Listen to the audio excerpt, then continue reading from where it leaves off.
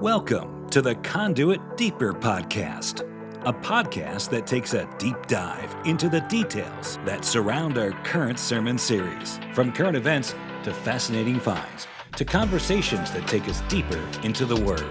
Thanks for joining us. Welcome to the Deeper Podcast. My name is Mo, executive pastor at Conduit Church, joined with our lead pastor, Darren Tyler, and special guest, Fouad Masri, who we've had on the podcast several times now. It's always such an honor to have Fouad join us, especially when there's things happening in the Middle East. It's just what a blessing it is to be able to have somebody with an expertise in the Middle East, born there, raised there for a bit before coming to the States. But to have like this really specific insight to what is happening is a blessing to not only Darren and I as a resource, but to our entire church family. So thank you, Fouad, for spending some time with us this morning. Very last minute. Glad to be with you. Things that are happening across the world are happening fast. Yes. Darren and I are trying to keep our finger on the pulse of everything that's going on. And then Darren, just mentioned, hey, what about talking to Fouad about what's actually happening? Because one of the impetuses of that was the fact that your hometown, back in Beirut, was bombed over the past day or two, and you've got family and friends there. Maybe speak to what's going on with your family there. How can we pray for them? I have a sister and brother still living there, and the killing of Muhammad Rad, the parliament member of Hezbollah, was about 4 minutes from my sister's house. When I called them, I even called her and her husband about an hour ago. Yeah, they said the jet flew over their building to do the bombing, and then it shook their building. Wow. So it's their situation is there's tense and fear. People are not on the streets all the time. They know that the weapons and American weapons are accurate and the Israeli weapons are accurate. So there is a kind of bittersweet. They moved outside of the neighborhoods where Hezbollah are. The fighters and the parliament members, they're targeting leaders of Hezbollah. So maybe give some insight, either you, Fouad, or Darren. I want to make sure that we're kind of helping give context to some of these terms. There's a portion of our audience that listen to learn about everything that's happening. There's a portion of our audience that's well-versed in a lot of these things, and they already know. But for those that may not understand the connection of when you say Hezbollah, connect that to Iran, and how does that make sense? Yeah, I think. Let me start with just one foundational thing. When the founder of Islam died, Muhammad, there was a split who succeeds him. Those who followed his cousin Ali became Shia Ali. That's where we get the name Shia. Those who followed the other leader, he used the word Sunnah, means path, and that's where we get Sunnis. Now, this conflict started 646 AD. Okay, we're in 2026. The conflict started 646 AD and continued every year. Shia remind themselves that their leader was assassinated and killed by the Sunnis. So there's this innate hatred that's being fueled day by day. When you look at the Bible, to love your neighbor as yourself, to love your enemies, to work. Matthew 18 is clear on dealing with conflicts. In Islam, it's no, you feed it every year. So we strike oil in the Middle East, 1931. Iran is one of the richest producing oil countries. So now we have a wealth that's in the hands of the Shia, who are mostly in Iran, southern Iraq, parts of Saudi Arabia, parts of Lebanon, parts of Afghanistan. So all this money in the hands of the Shia created a frenzy in the sense of, let's take back our revenge. Let's reestablish Islam according to Shia Islam. The Shah had all the money. He had a great relationship with America. It was the only country that owned the F-14s. And then they toppled him through a Islamic revolution. And Ayatollah Khamenei, his vision was you conquer the Muslim world, you attack Israel because the Quran says the Jews are the enemies of Muslims. And then you attack America because America is supporting Israel. So the small Satan is Israel and the big Satan is America. So since 1978, I was not even 14 years old.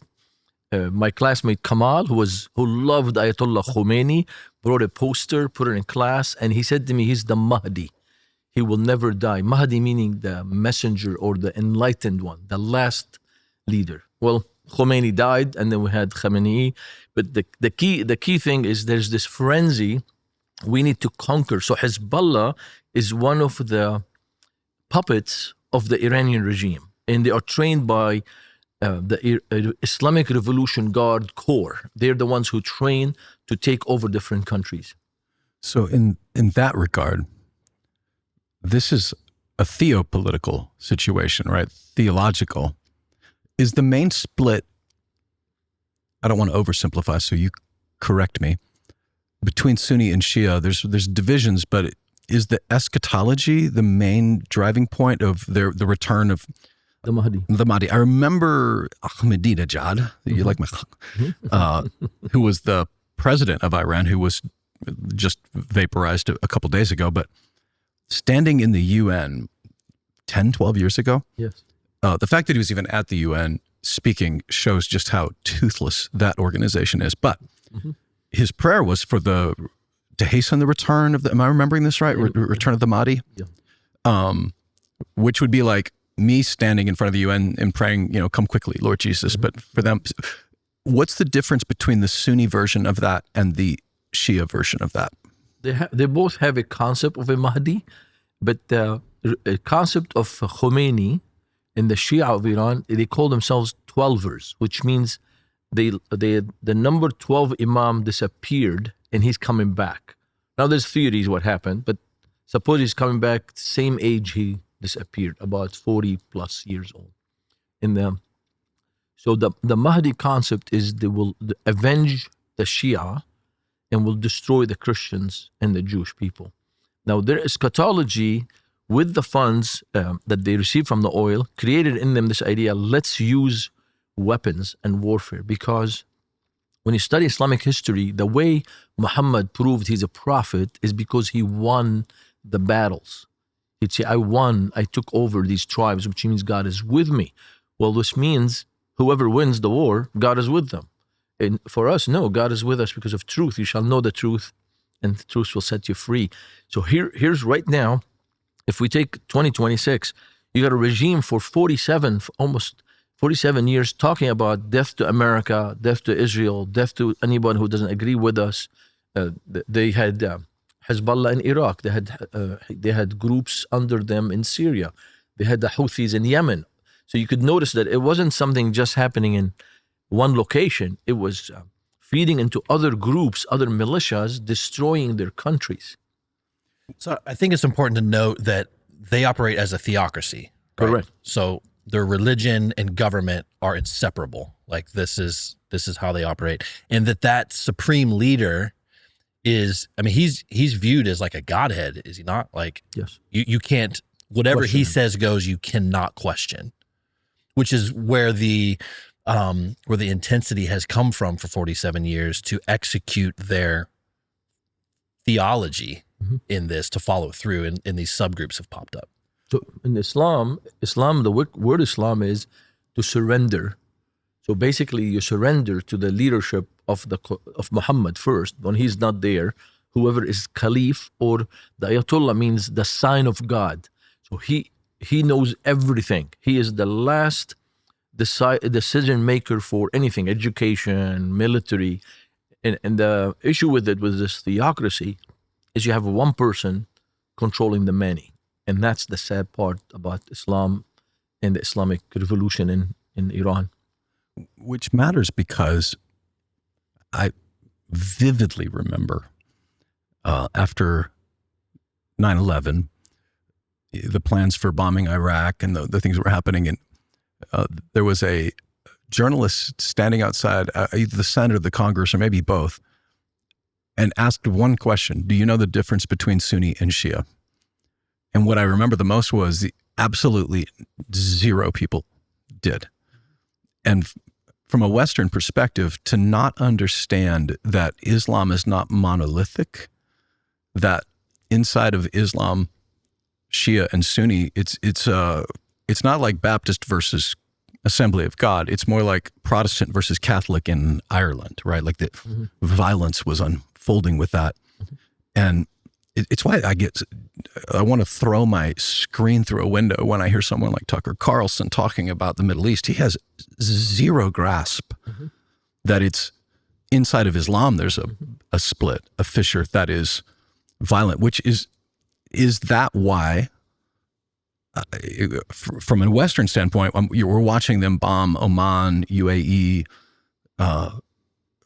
Kuwait, Bahrain, Jordan, which is like, wait, why are they attacking their own? But is it because they're not their own? Because is it to oversimplify it to say it's part of the Sunni Shia divide? Exactly.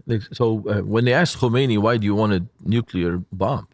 Way back, he said, we want to bomb the state of Israel. And they said, if you bomb the state of Israel, the aftermath will kill other Muslims and Arabs.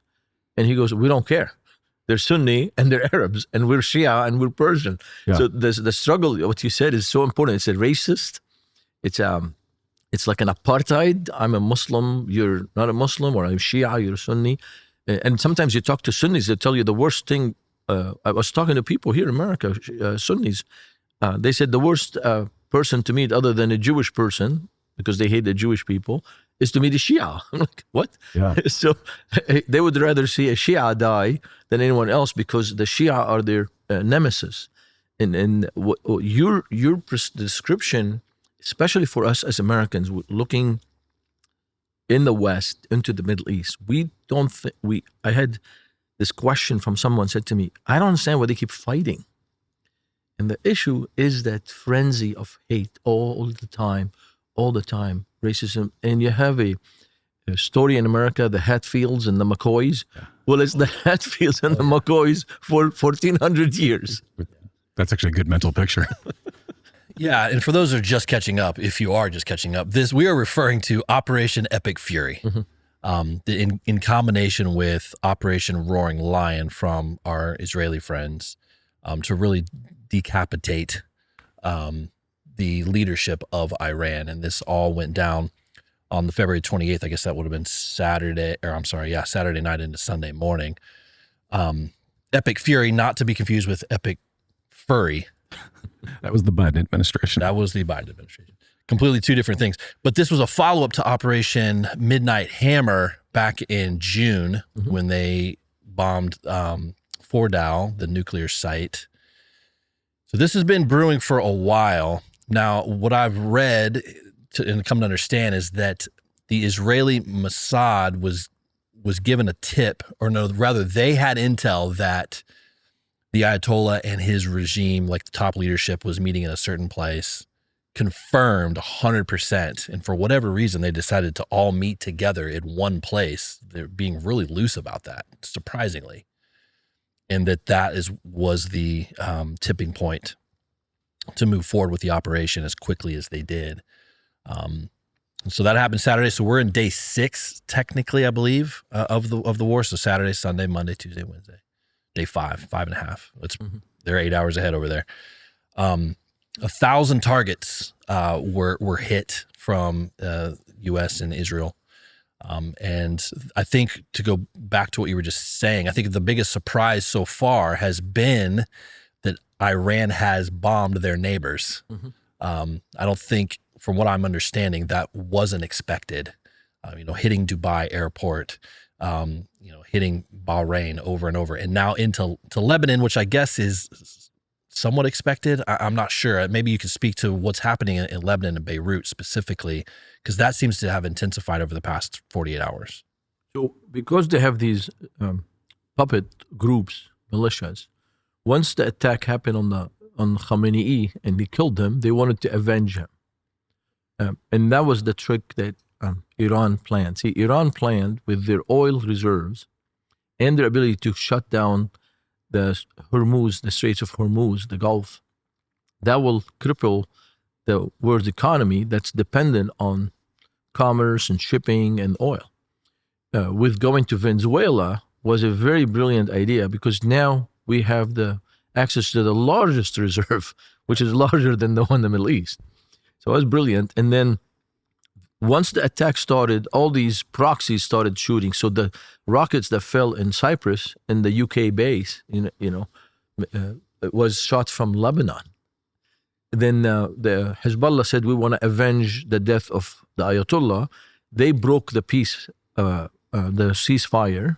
They broke the ceasefire and they bombed northern Israel. So now Israel is retaliating. Last news this morning is they have entered Lebanon and they're now in a town called Khiyam.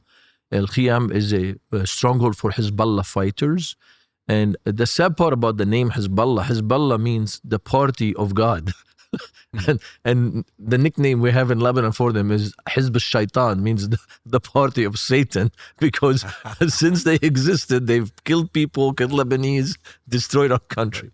Which, one of the things we were talking about before we started recording, Mo brought up something that's important, which is if you're a millennial, Gen Z, I'm actually old enough to remember, the 70s and the 80s, which is embarrassing, but accurate.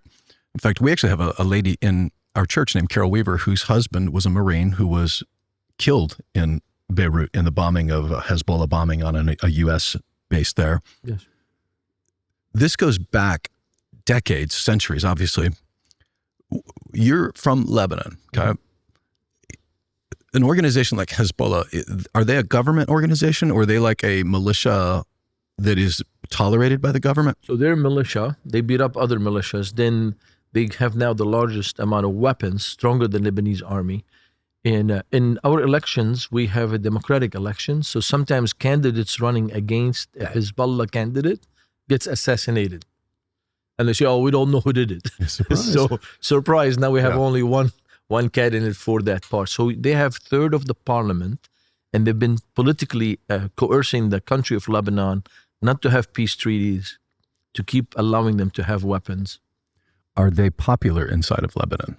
Way in the beginning, because they were helping the Shia community, and now their popularity has been gone, specifically when the biggest explosion happened in 2020, which was in their warehouses where they had... People forget that. Yes. Remind us what happened on that day. Well, it was the fourth largest explosion in history, and it was the largest of a non-nuclear explosion, because they had these fertilizer, and they were using it to make fuel to put in rockets to shoot on Israel. Well, it was all in a warehouse on the seaport and exploded. Luckily, it was on the seaport, but 50% of the damage went to the land, and the other damage went to the sea. The 300,000 apartments were destroyed in 12 seconds. Wow.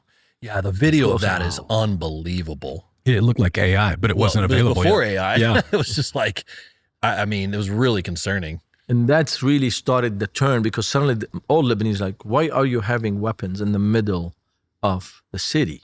Why are you having weapons in the middle of neighborhoods? And so that started changing a lot of the attitudes. Added to it, this war with Hamas, October 7, is a sign that Islam has failed.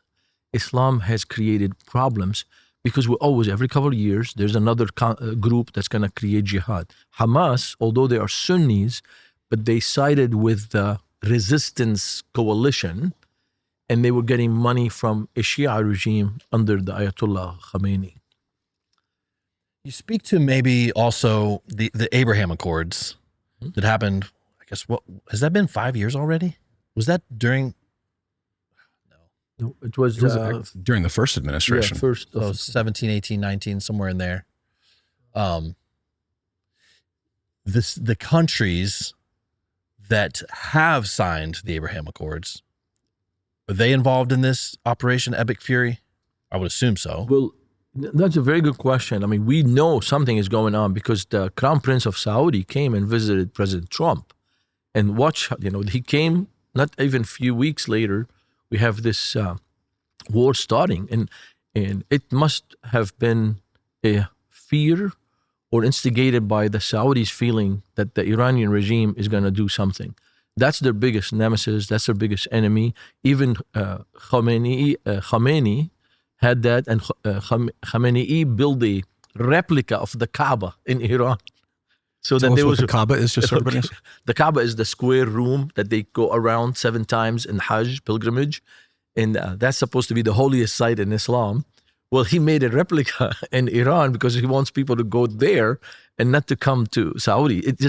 It's all convoluted, the politics, the ethnicity, the religion all together. Yeah. So question for you then. September of 2020, by the way. 2020. Right 16. before the election was stolen. That's another podcast. Mike bomb drop. You're an American.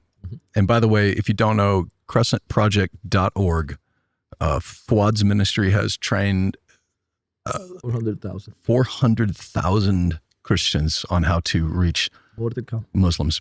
And it's a good reminder that Muslims are not the problem. Islam is the problem. Muslims need Jesus just as much. My question would be, knowing what's happening in your hometown, knowing the implications of this, and this is an opinion, probably let's maybe clarify, does not necessarily represent the crescentproject.org, whatever. Like, I just want to clarify, but what your personal opinion, is this a good or a bad thing, what's happening in Iran? It's a time. It's time in, from a political and social point of view. The Iranians have been like a porcupine. They're like touching everybody, messing up with everybody. Even during the attack, they shot Bahrain and UAE. They shot places who are civilian, not military. And these people signed the Abrahamic Accord. Well, fine, you can justify that. But why shoot Kuwait? Why shoot Oman? The rockets today went to Turkey. Turkey. And so they were from Iran. The Turkish kind of defenses shot them down. Why are you shooting to Cyprus? Why you're getting your proxies to be involved? So the whole region has been suffering from that. So on the political level, social level, people are tired from a religion of jihad, tired from groups beating the civilians and hurting the people. So that's one thing. From a spiritual point of view, and this is where I stand behind that. God gives people a window to repent. And if they don't, then he will act swiftly. Because God's plan will not be thwarted. And God's plan is that the kingdom will come fully known, number one. Number two, that people will hear the gospel. So when it comes to these groups like the Ayatollahs, the Hezbollah, they would kill people who convert to Christianity. They will stop Bibles. And so on Sunday, after I finished preaching, I was in Missouri. This Iranian lady who got saved in Missouri comes up to me, shakes my hand. She goes, "God bless America. I came here and I heard the gospel." And she said, there are more than 2 million secret Christians in Iran. And my pastor friend, Kevan, who's a Shia, become Christian. My pastor friend, Muhammad, who's Christian now, who was a Muslim Shia, Pastor Hormuz, Pastor Walid, they all have the same conviction that this is God's moving to open the door wide for the gospel, because that regime was oppressive. Like Pharaoh hardened his heart and God removed him to get his people out.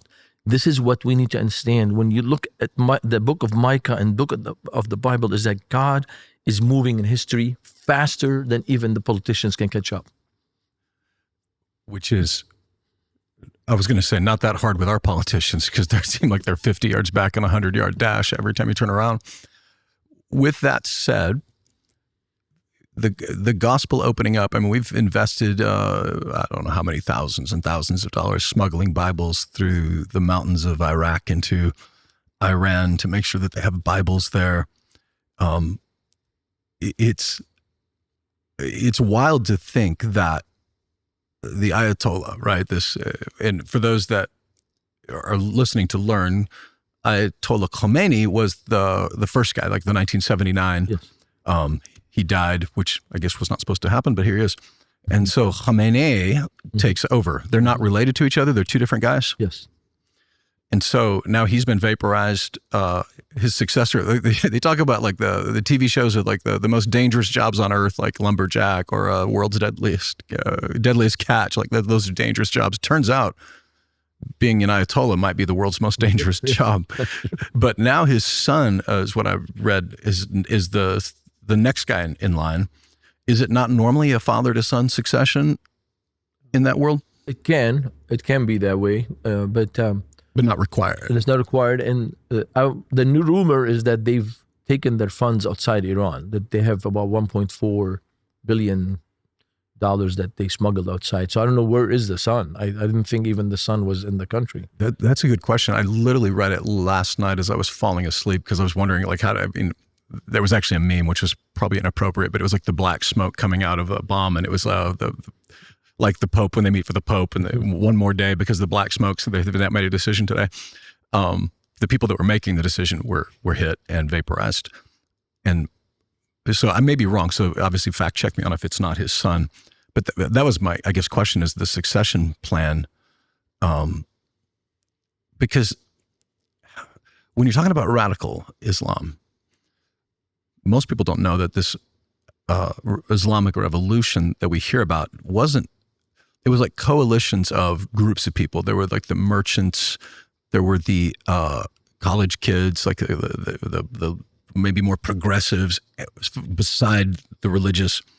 But once the Shah was toppled, that left a power vacuum, right? And so progressive, it was the Ayatollah that won because through his own violence and his own. The question is predicting what happens now, because you can't bomb an ideology out of someone. You can because they're not alive anymore. But the ideology itself, the demonic stronghold, is still there. What do you predict? Let me phrase this. I'm babbling. Most people are concerned about this war because we remember the Iraq war. We're going to do a regime change. Remember Condoleezza Rice talking about we're going to spread democracy, and they install in Iraq I believe it was a Sunni president and a Shia vice president, because now we can all get along now, which lasted in, 3 months until the vice president had to go into hiding. But that's for including me, Americans, like wondering, are we just going to see more of the same inside of Iran? And if so, what does that look like? And what would success look like? So his son might be still kind of alive.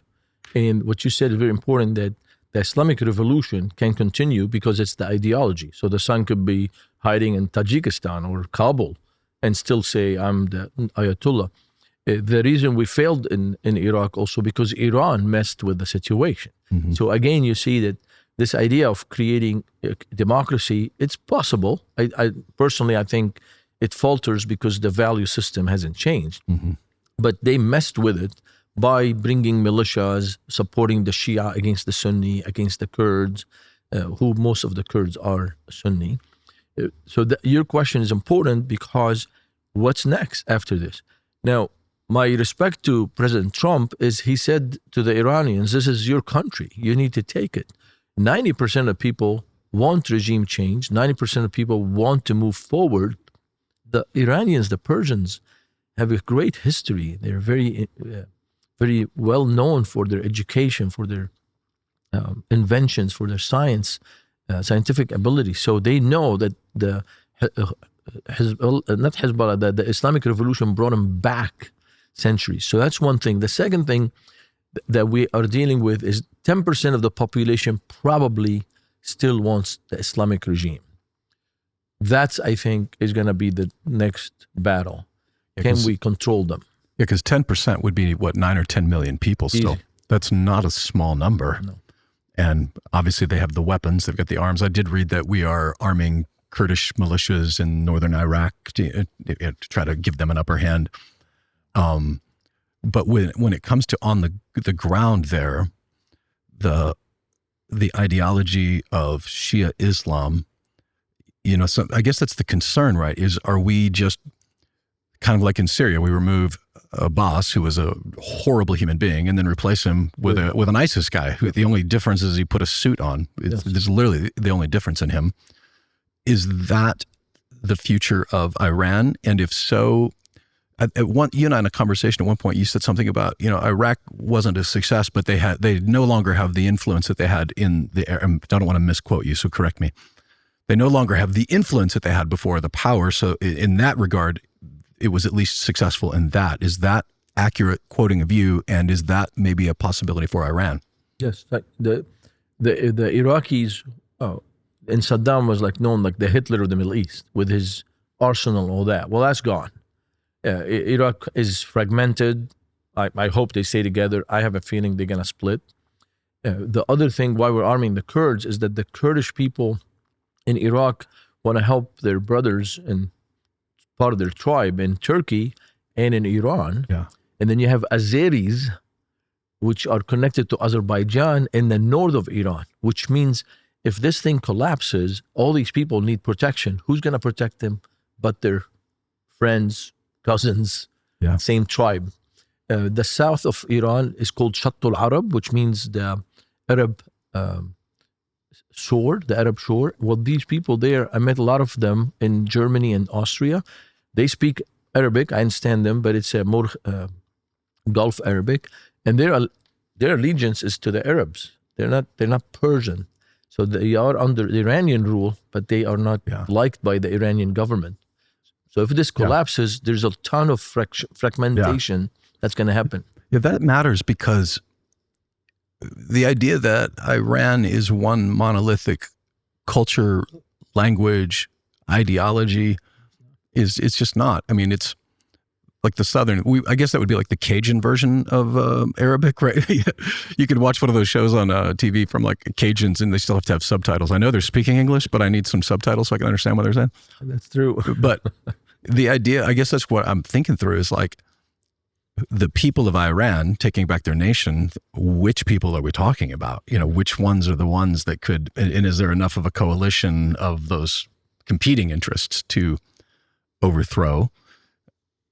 And does it, you know, even if it doesn't, so Persian, let me go down a different rabbit hole.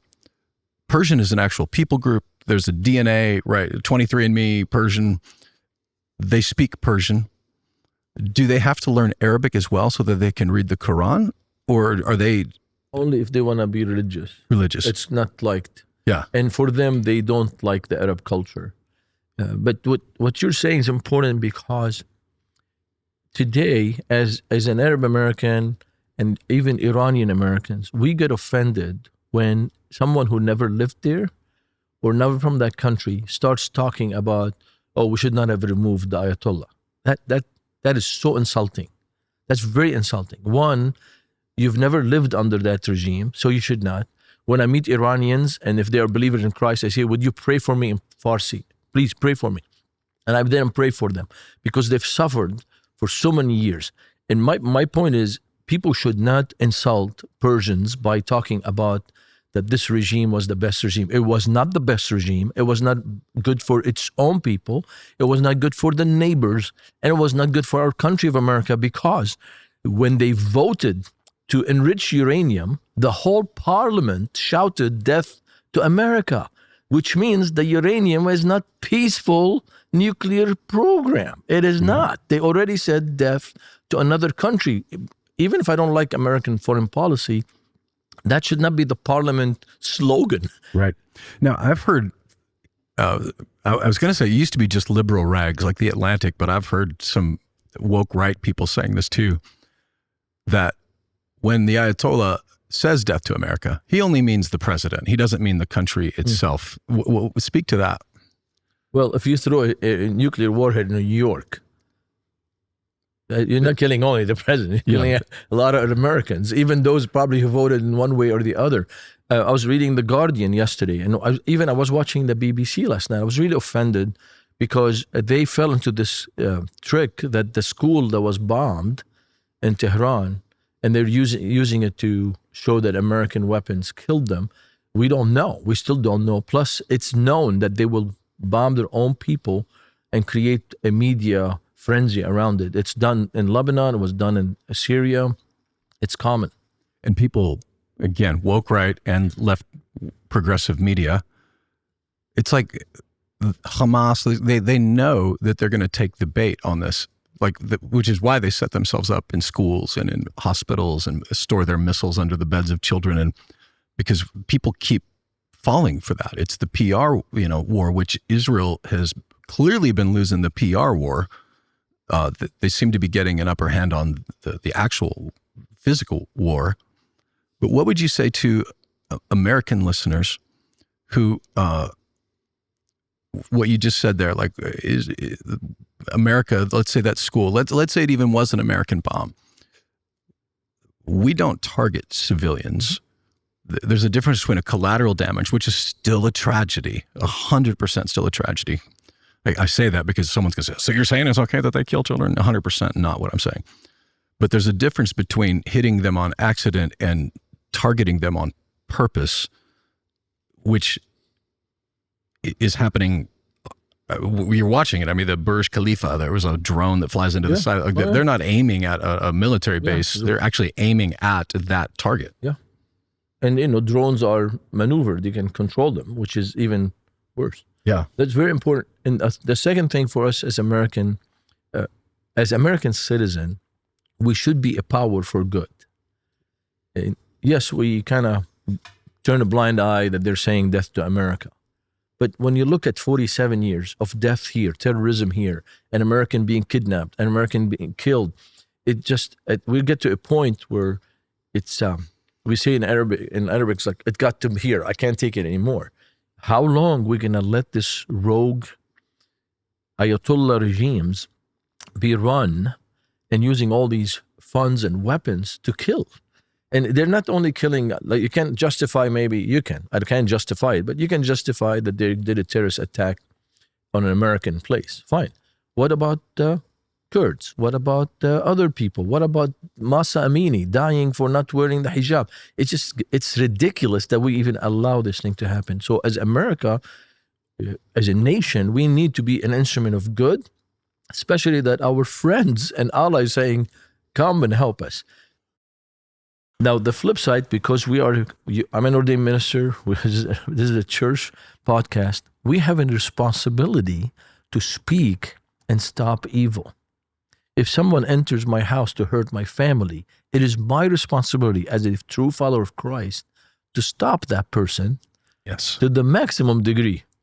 And that's what we are seeing today, is a regime that has been killing Christians, killing their own people, and not allowing. And I praise God that I attend this church, a church that believes in mission, and that we believe to send and smuggle Bibles to the hardest places. And I really appreciate that about you, Darren, when you say the easy places are taken, we're going after the hard places. And I really appreciate that. We got some bad news. The Ayatollah Khamenei son, talking about his son, his first name's Mo. So Motaba. This is not a good look. It's going to hurt your PR campaign. Yeah, I'm going to have to figure this out. I'll bring you a turban tomorrow. I want to go back to Turkey for a second. Yes, sir, please. Because they did launch missiles to Turkey that were shot down. Mm-hmm. It's interesting, and I bring up Turkey because it has some end times implications always, right? And so, Turkey being a major Sunni power, Iran being a Shia, why is Turkey being sympathetic towards Iran in all of this? Out of the gate, they were. And it may have changed over the past 24 hours. But why are they sympathetic to this, especially since they are a part of NATO, are they not? Yes, they are. Or the UN. Or is it NATO? Okay. They're a NATO ally. How does this all play out with Turkey? True. And historically, there's a treaty. There's a treaty with Israel, what's called defense treaty between Turkey and Israel, since Turkey is part of NATO. So we don't know what's happening now. Since the coming of Erdogan, Turkey has been kind of being removed more and more from the Western countries. He has made some strange decisions.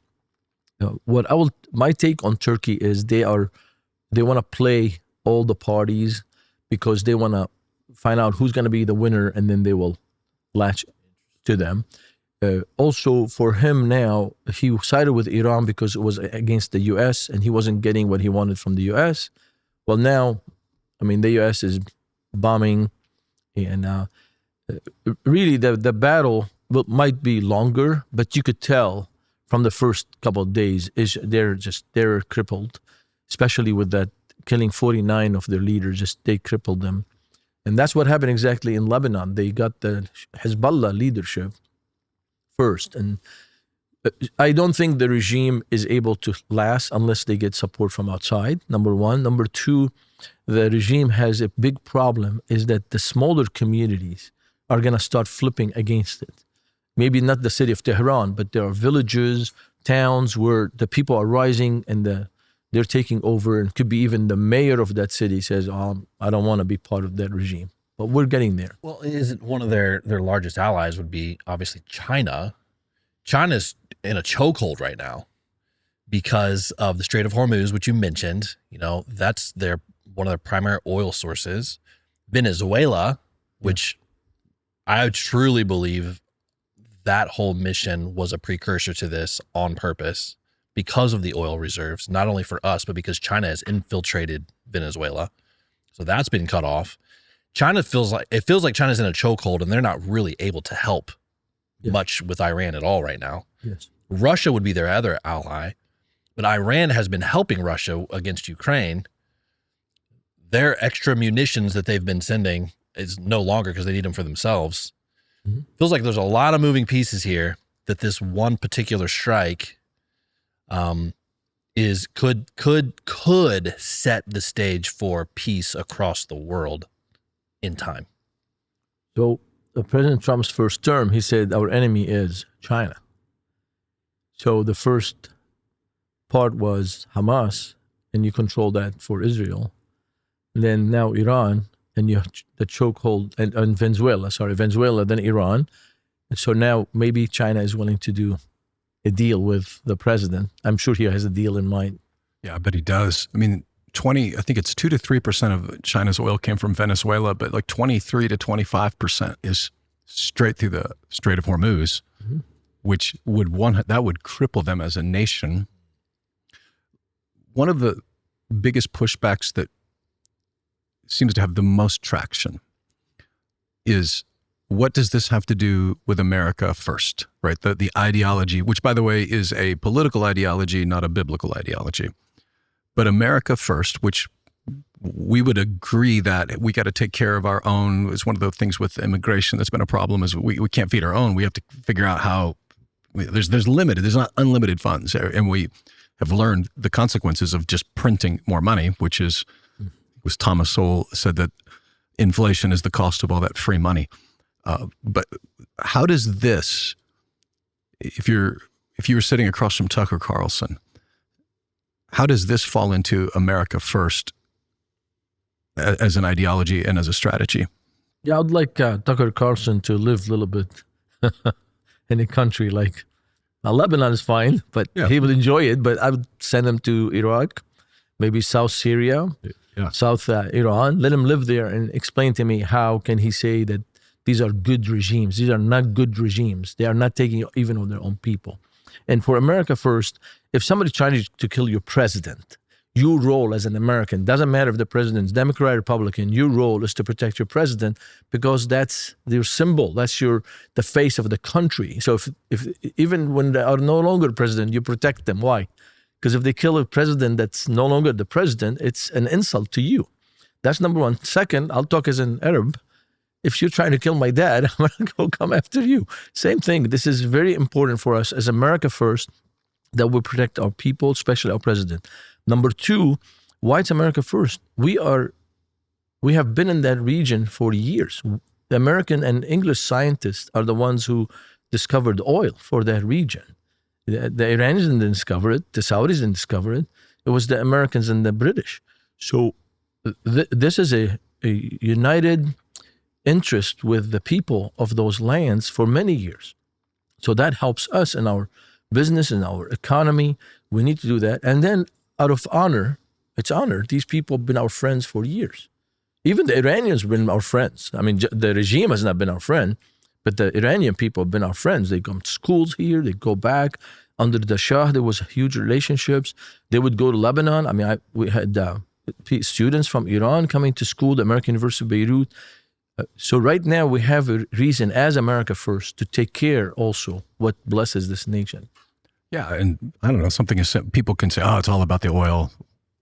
Maybe it is, but if you're saying that while you're driving in your car, like, what's your plan B, right? If it was about protecting our oil reserves, that is a national security threat at that point. Let me flip the script again. I remember back in November and December, before the drums were beating loudly, there is a water crisis in Iran that I've yet to hear anybody really talk about publicly. They probably are. I just haven't heard them. But their water reserves are most of like reservoirs are like single digits of the capacity of what they should be holding. And the mayor of Tehran floats out, we might have to evacuate the city, which is millions of people from, and what I'm driving towards is the regime itself, because it was in the 70s, Israel actually helped them build their water supply. Israelis are geniuses when it comes to things like desalination. Like when you see the way that they're literally pumping water right now into the Galilee from the Mediterranean, desalination, because the water reserves in Galilee are pretty low and the Dead Sea is even lower. But inside of Iran, how is that affecting on the ground? That you've got the crisis of inflation there, which is what spurred a lot of the protests. You've got the water crisis, which is 100% the fault of a mishandling from the regime. How does that stuff play out on the ground in Iran? And is it affecting some of what's causing the overthrow or the attempt to overthrow the regime? Absolutely. And the crisis is showing that the regime has failed with the basic thing, whether it's inflation or water. On top of that, socially, the fabric is unraveling because of different ethnic group, and it's being coerced by a Shia understanding of religion and a 12ers. They're not only Shia, they're a specific brand of Shiaism. So that adds to the mess politically. The second thing that people don't notice, that the internet, social media has opened doors on other countries for many years. So young men, young women are watching their cousins, their friends, their people they know, they meet. They're Persians in Los Angeles, Persians in Canada, Persians in England. They're saying, well, why can't we have a country like the country they're living? Nobody's forcing them to become believers. Nobody's forcing them to become Christian or Catholic or Hindu. So that's one of the reasons I think we're seeing this toppling. Now, they wanted President Trump to do something because they know themselves they cannot. And if we can really help the Persian people by dismantling this, especially that Prince Pahlavi, the son of the Shah, he is vocal on the idea that we need a modern Iran, and that Iran that is at peace with their neighbors, something that everybody yearning. And then even he pushed the envelope by saying we will do the Korush and the Dariush, treaty with Israel, which was when the Persian emperor allowed the Jewish people to go back. He said, the God of the Jewish people told me to tell you to go back home and send Nehemiah to build the wall, to rebuild the city. So it's a powerful way for us in multiple ways, not only socially, but politically. This man wants to come in and create peace. And then he's looking at the Jewish state as someone to help, not to use it again as, it's the great Satan, let's fight. For me, I mean, you say you remember the 70s. Yeah, I remember the 70s too. But my burden as someone from the Middle East is that our countries never had lasting peace. It's just always this, every couple of years, every couple of months, things will go upside down. And it created in me really issues of frustration with life. I mean, praise God that I'm a believer, but you never feel this safety, this peace. While in the U.S., you don't have civil war in your land. You build a society based on achievement, on helping each other, creating a society that the country is beautiful. You have roads, electricity, water. You can drink from any tap of water. Right. And you come to the Middle East, it's countries that have the money, but it's in the hand of the few and using it for more rockets and more bombs. The water crisis facts is really interesting. There's 15 million people that live in Tehran. Mm-hmm. Their water dams, they have two primary ones over there. They're at 1% capacity right now. Wow. And they also say that 35% of Tehran's water is lost before it actually hits a house due to leaky infrastructure. Like, what was the percentage again? 35%.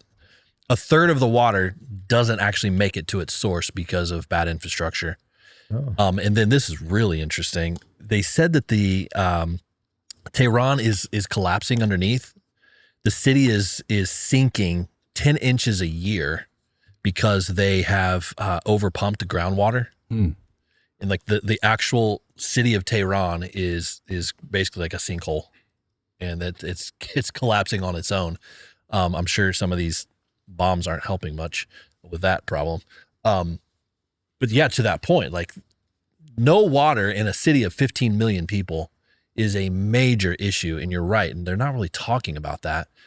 So that there could be a humanitarian crisis like right now. I mean, there's already one, but with all of that's going on, where will those people? That leads me to this one of the last questions here as we round third. The Iranians that are stuck in the middle of this in Tehran specifically, where are they? Are they fleeing somewhere? Like, where are they going to get safety, to get food and water, protection? Who's the neighbor? What part of Iran can they go to find these things? I don't know exactly there, but what I heard from a couple of friends of mine, Pastor Kevan, Pastor Muhammad, is that people leave to neighboring towns, especially if they have family members. They'll probably go there. The other struggle when the war started is many of them are doing what they call secret parties. They're celebrating the death of the Ayatollah, but it has to be secret because they don't want the secret police to know about them. And they don't want to do it outside because the Americans warned that do not stay outside because of the shrapnel and the debris. But when he said that to me, he called me on the phone. I was Saturday, I was driving up to Missouri, and it's this bittersweet where you're laughing that they're doing this secretly. You're laughing that they're celebrating and happy. And then it's like, wow, what a sad time. Yeah. It took a war to get rid of this regime. We couldn't vote them out. We couldn't get rid of them. So that is a crisis. The other thing is that if they don't have a government that really addresses these issues quickly, that will add to the fragmentation of the country. It's a huge country. It's not like Lebanon, small size of Connecticut. It's huge. It's larger than the state of Texas. Yeah, which is a fascinating. Like to drive across Texas is like 12 hours. Like it's massive. Okay, so before we're done, we're going to do a little parlor game here of predicting, because we're speaking in terms of geopolitical, theopolitical. Let's step into the potential of the future and a prophetic calendar.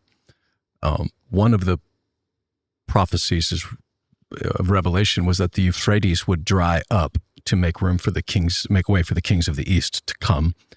Euphrates is at a historic lows, to the point where dams and stuff they can't. There's not enough water for them to even release it back into the Euphrates. Like their water is drying up. We're literally watching stuff in front of our eyes that replacement theologians, one of the questions they can never answer when I ask them is, well, what do you do about these other prophecies that have not been fulfilled? And they're metaphorical, but metaphor of what? Like it's speaking of something. This is the parlor game part, because this is we don't know. Biblical prophecy is only understood in hindsight, not foresight. Correct.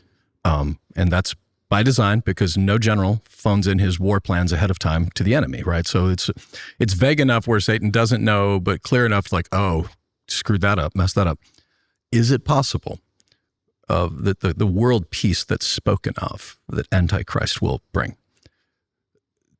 as long as there is an Ayatollah, that's not possible because they can't even get along with their Sunni neighbors. Is it possible that on a 38,000-foot view looking down that maybe God is moving some chess pieces for a false peace? Because let's be clear, Sunnis and Shias both have one thing in common, and that's their hatred for the Jewish people. Mm-hmm. And correct. They got that one.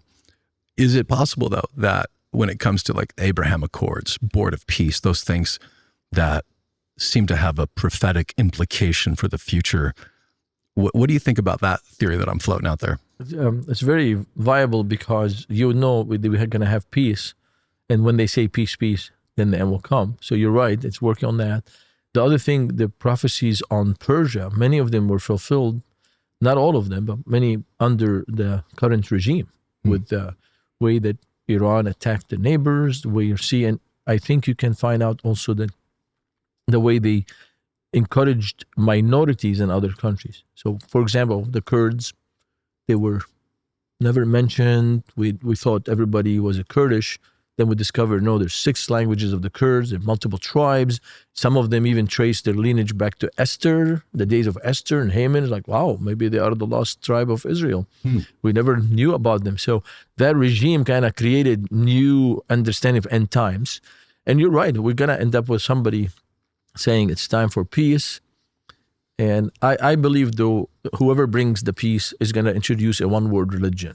I think the next phase is a one-word religion. What are the chances that it's Islam? Yeah. We don't know, but when you look at the woman rides the beast in Revelation, Dave Hunt wrote a book, I don't know, 30 years ago, making a case that it was the Catholic Church.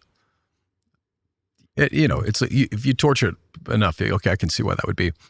But when you could literally put the same thing, the blood of the saints, wealthy, theocracy that the Antichrist eventually will overthrow. Like it feels like Islam could be that, especially when you start seeing the madness of Islamic apologists like Tucker or, I don't know.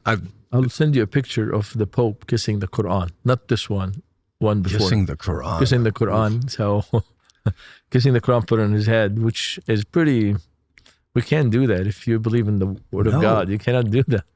So you're right. I mean, I don't know, maybe we have a Pope and an Ayatollah or whatever, and they all become the same seat, or a high priest, all in a little trifecta of, we don't know, the future. But one of the things that I take an enormous amount of solace and peace in is God is the one moving these chess pieces. Ezekiel speaks of Gog and Magog. He says, I will put a hook in your jaw and drag you down, against Israel, which speaks almost of an unwillingness of Gog and Magog, but God was moving pieces for a specific plan.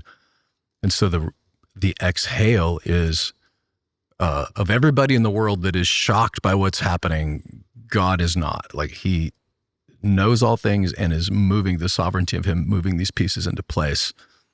So when you get right up against it with a microscope, to me, that's where we get lost. But when we take a step back and we can see the whole picture, that Jesus fulfilled, by some counts, 400, easily 300 prophecies in his first return. There are hundreds more unfulfilled prophecies that are yet to be in his second coming. Yes. And those are, the word dispensationalist, whatever, Jesus is coming back.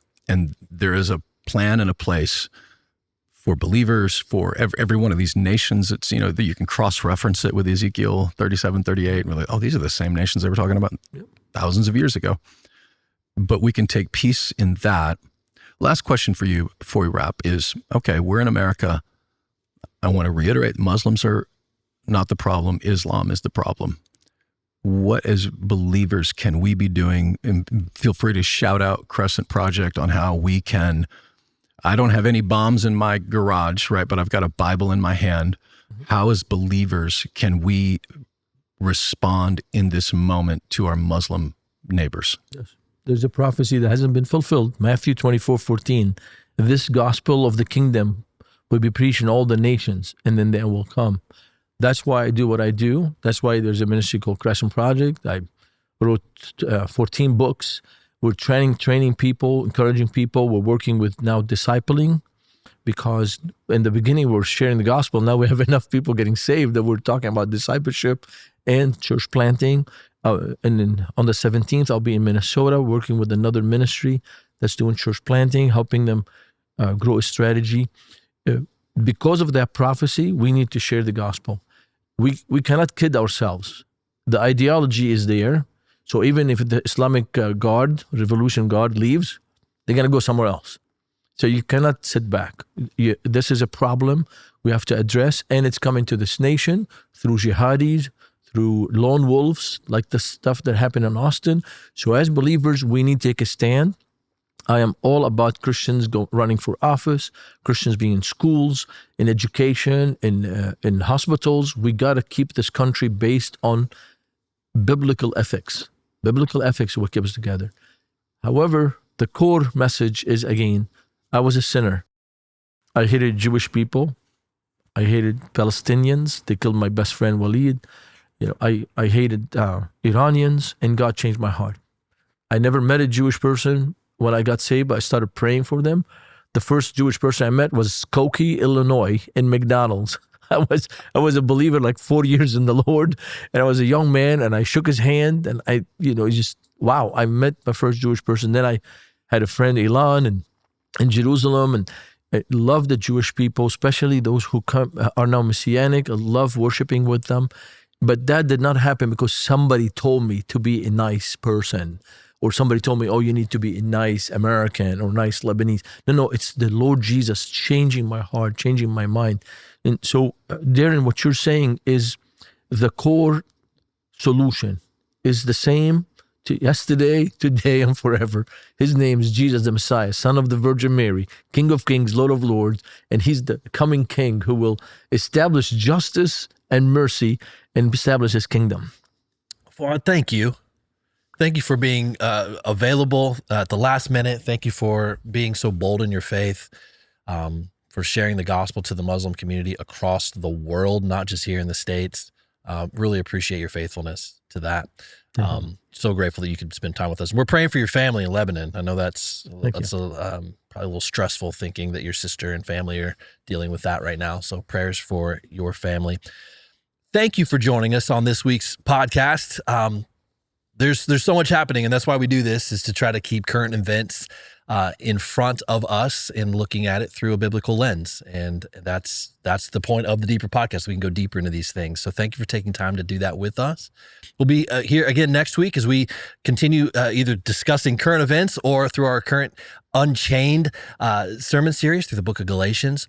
If you haven't registered already, please do so. If those that are going to join us for Easter at the Ag Center, Williamson County Ag Center, just down the road, we're going to be having one service at 10 a.m. on Sunday, April 5th for Easter Sunday. Go ahead and find that on our website. Let us know that you're coming. Invite a friend or a neighbor or a family member. We're going to have an amazing time this Easter 2026. We'll see you soon.